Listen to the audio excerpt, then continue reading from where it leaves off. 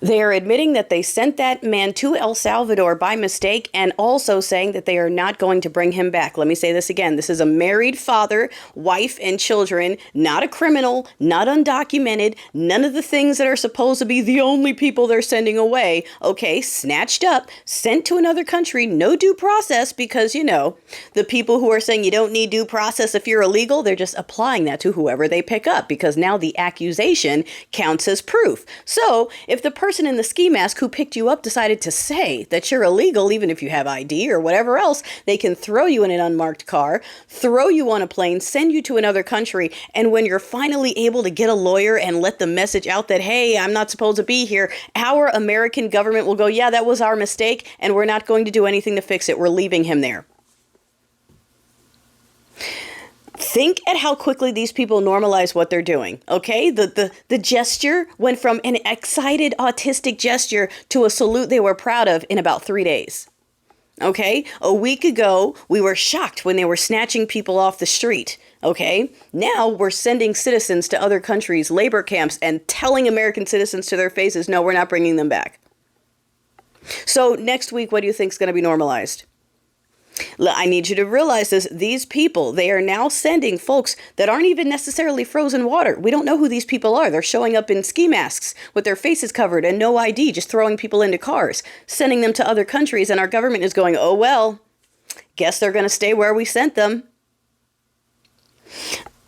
I need you guys to get past this denial part. I need you guys to get past the part of they would never do that. Like, I keep saying it every time this dude says he wants to stay in the seat and everyone goes, breaking news. He says he wants to stay. He's been saying it. It's not breaking news. It's not breaking news. Nothing that they are doing is breaking news. There is a compound of Red Hatter civilians out in the woods training themselves and building a place where they can hold their own hostages, hey, okay? So that they can go out and snap people up off the streets on their way to work, on their way to school, take them to this undisclosed location in the middle of nowhere where they can do whatever they want while they get shipped off one by one into countries, whether they're citizens or not, just because they're not this. That's where we are. We are there already. They are now deporting American citizens without cause, without process, without criminal record. They're admitting it and they're saying, no, we're not bringing them back. We don't care. We don't care. Leave them. Leave him in El Salvador. His last name is Garcia. That's enough. Put that in the ball for the 5th, y'all.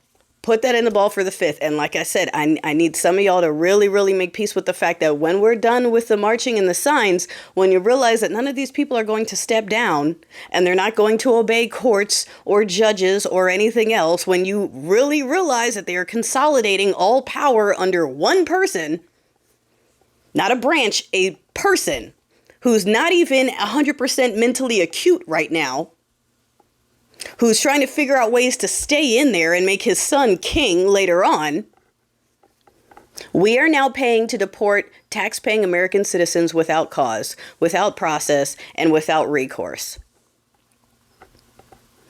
Did you know Gitmo's costing us $40 million, like $20 million a month is what that was costing us? I told you they're adding to the deficit, right? They're not saving money. Despite all their cuts and fraud, they're still adding to the deficit, not saving anything, costing us exponentially more money. Doo-doo department costing us money. And that's what we won't even talk about all the NASCAR and golfing and what that costs. They have overspent the last administration. So, already, but it's fine, right? Any price. Americans can now get shipped off to a different country and America will say you're stuck there. Any price? Are we done with the any price? Cory Booker's been up all night reading letters from Americans who are displeased and regretting their choice. I don't know how much closer it has to get to some of you. Does it have to be someone in your family snatched up on the way to school who you hear from a week later in a different country and the government says, yeah, we're not going to bring them back? Does it have to hit you before it counts or what? Because I don't know about you, but that's pretty scary. That's pretty scary.